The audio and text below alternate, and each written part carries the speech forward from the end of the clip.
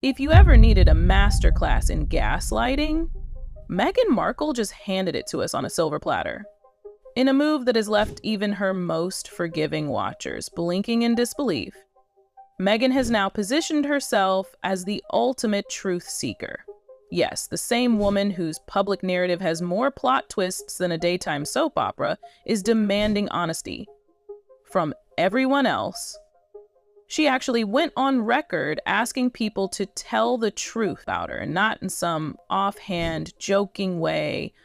With a straight face, full conviction, meanwhile, she's out here spinning tales so wild that even Netflix wouldn't touch them without filing it under fiction.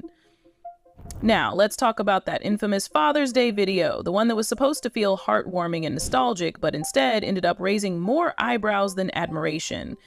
It was meant to show off her family life, to squash the whispers once and for all, but instead, it may have done the exact opposite. People immediately started pointing out strange inconsistencies. How many Archies were in this video exactly? One clip showed a child with completely different facial features than another, and don't even get started on the number of Lileys floating around. If it wasn't so serious, it would be comical. The real kicker, it looks like the royal family might finally be done playing nice. Sorcery close to the palace are now whispering about a move that could change everything, stripping Archie and Lilibet from the line of succession. That's not just symbolic, that's war.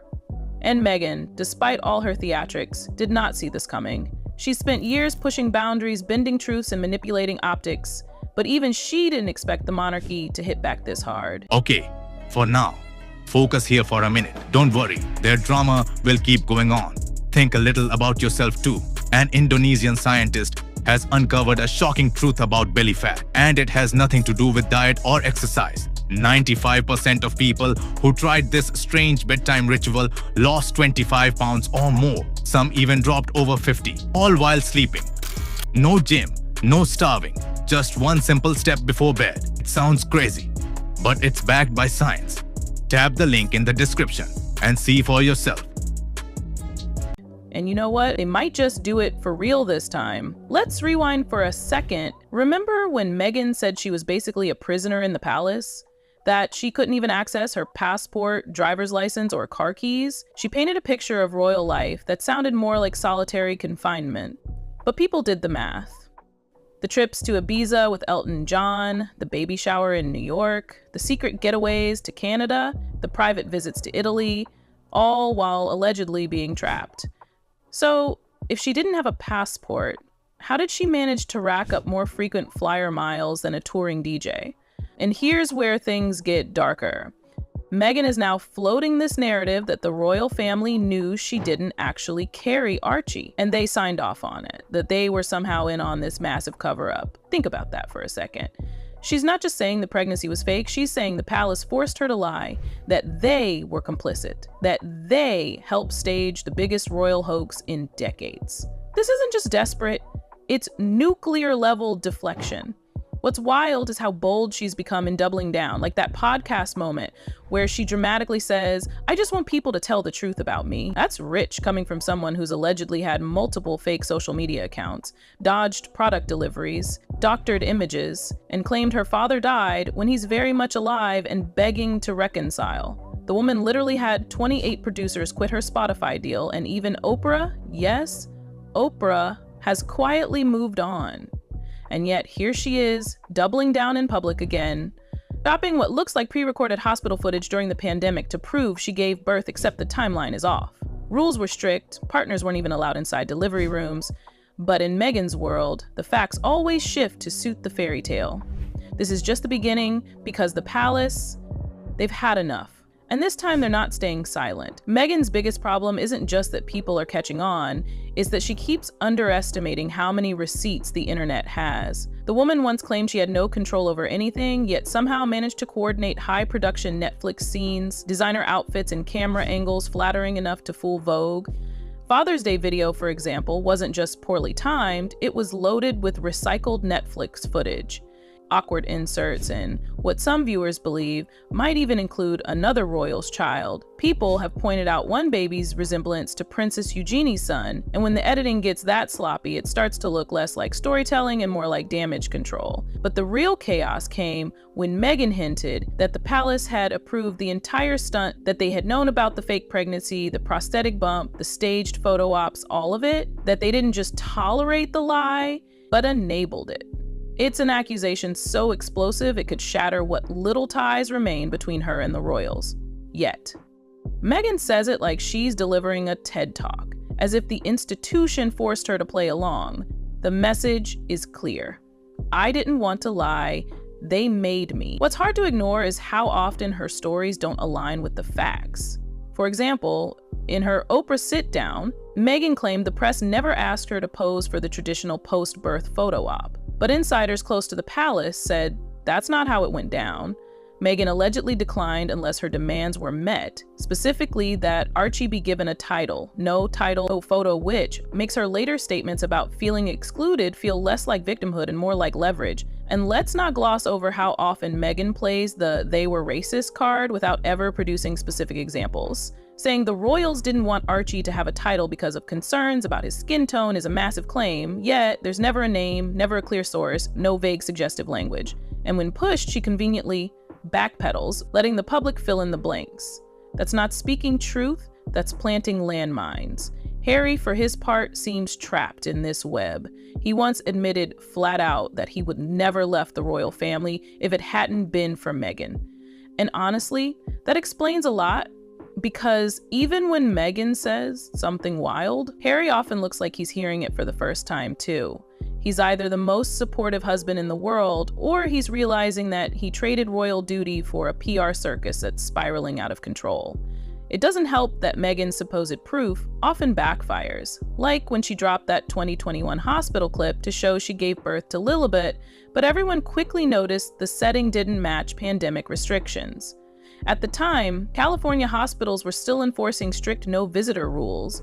Yet, Meghan dances around in the hallway like it's a music video. Even Gayle King, one of her few remaining allies, was on air during the same month talking about how devastating it was that her husband couldn't be in the room for their baby's birth due to COVID protocol.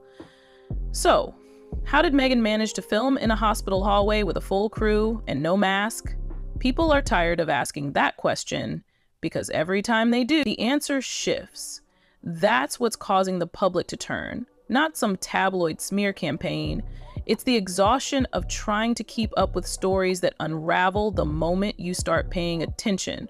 And now, with the line of succession hanging in the balance, this could be the last time Meghan gets to spin the narrative before the monarchy decides to write her out completely. There's a quiet storm building in Buckingham Palace, and Meghan's recent antics might have pushed it into full-blown retaliation mode.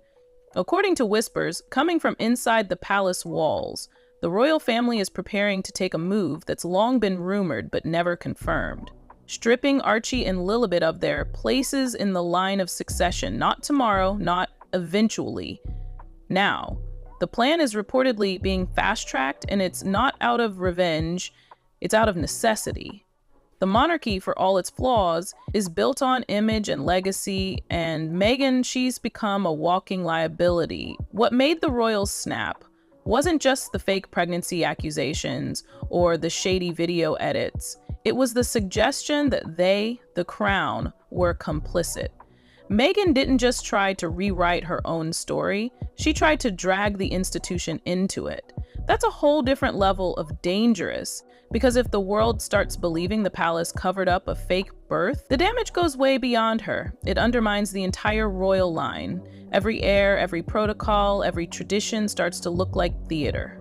And the firm won't let that stand. Royal experts are saying what many have been whispering for years. Meghan overplayed her hand.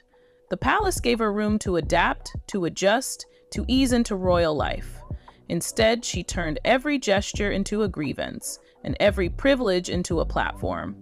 They gave her a Duchess title, she turned it into a global brand. They gave her privacy, she sold it to streaming services, and now, after exhausting every benefit of the doubt, she's left them with only one choice: cut her off before she takes the whole structure down with her. Even Harry, The once beloved spare is reportedly not being protected like he used to. Insiders say there's a shift happening in how the palace is handling him. The assumption used to be that he was simply in love, misled, maybe even manipulated. But after years of watching him nod along to one chaotic claim after another, that sympathy is thinning. His bond with his family, especially William, is barely hanging by a thread. And if Meghan's behavior continues, the palace may soon decide that protecting Harry means separating him from the chaos, not enabling it. There's also a new kind of pressure rising, one from the public. People are beginning to ask real questions. Why are there multiple versions of the same baby at similar ages? Why are their appearances so drastically different in official footage? Why is there almost no genuine video evidence of Meghan pregnant in public during either term? Why did Netflix rely so heavily on B-roll and silhouettes? Why does it all feel like a smoke and mirrors campaign? The more people dig, the less they find. And that's fueling even more speculation. Meghan once claimed she left acting to serve the royal family. But what career was really sacrificed? Suits ended, film credits dried up. If anything, the royal title gave her the only spotlight she's had in years. And yet she continues to paint herself as the victim of a system that gave her more than she ever earned. Now, that system is preparing to revoke what little remains. The line of succession is not a constitutional structure, and if Meghan truly thought she could toss bombs at the monarchy while keeping her children in the royal line, she misunderstood everything about the crown. The palace has shown restraint for years, but that leash is looking real short now, and when they finally act, Meghan will have no one left to blame. Not the media, not the staff, not even Harry, only herself.